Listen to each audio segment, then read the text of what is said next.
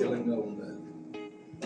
ఈ real estate infrastructure static they అనేటటువంటి ఒక ఆచరణాత్మకంగా చేయటమే కాక ప్రయోగాత్మకంగా దీన్ని రూపుదిద్దేటటువంటి బాధ్యత శ్రీనివాస నాయుడు గారు తీసుకోవటం కూడా.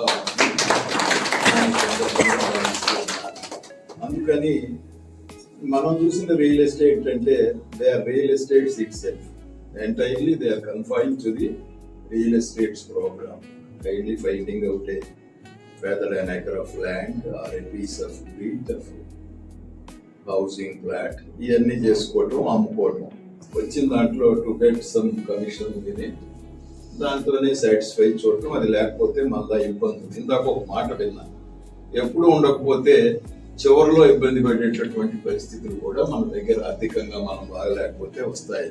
ఆ పరిస్థితుల్లో నాకు తెలిసిన మిత్రులంతా ఇప్పుడు ఉన్నారు నేను చూస్తే. అది ఉండకుండా అందుకని దీన్ని ఒక భవిష్యత్ ప్రణాళికతో, ఒక స్పష్టమైనటువంటి ముందు చూపుతో నేను మనవి చేసినట్టుగా ముందుగానే ఇది ఎప్పుడు ఉండాలి నిశ్చలంగా అనేటటువంటి ఆలోచనతో దీన్ని వైడ్ స్ప్రెడ్ చేసేటటువంటి పరిస్థితుల్ని మనం చూసాం. ఆ దాంట్లో భాగమే ఇప్పుడు మనం డిస్ట్రిబ్యూట్ చేసుకున్నటువంటి ఈ కార్డ్స్.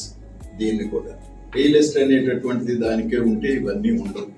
అందుకని దీంట్లోకి వచ్చే వెంకయ్య గారు అనుకుంటా,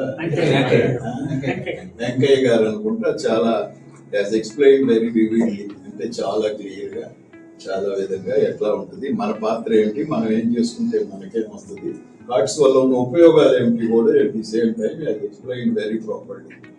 అది కూడా మనం ఇక్కడ చూసాం. అట్లా ఇదే కాక ఇంకా మిగతా రంగాలకు కూడా దీన్ని వైడ్ స్ప్రెడ్ చేస్తా ఉన్నారు.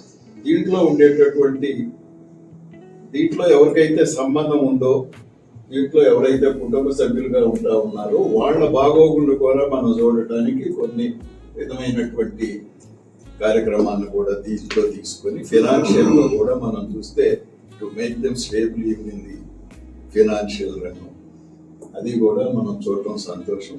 అందుకని ఇది భవిష్యత్తులో ఇంకా విజయవంతం కావాలని భగవంతుడు దీనికి ఆశీస్సులన్నీ మెండుగా కురిపించాలని మనసారా కోరుకుంటుంది. అట్లాగే నేను ఎక్కడ ఏది ప్రారంభం చేసినా, నేను ఫస్ట్ ఒక చిట్ ఫండ్ ప్రారంభం చేస్తే సెంట్రల్ బ్యాంక్ చైర్మన్ గా ఉన్నానప్పుడు, అది ఇవాళ ఆయన ఆ రంగం నుంచి ప్రక్కకు వచ్చిన ఇవాళ చైతన్య కాలేజెస్ లో అగ్రభాగాన ఉన్నాడు. ఇవాళ అనుకోకుండా వచ్చాను. ఇది కూడా విజయ పదంలో ముందుకు పోవాలని చాలా చేసాం. ఎమ్మెల్యే అంటే చాలా చేస్తా ఉంటాం.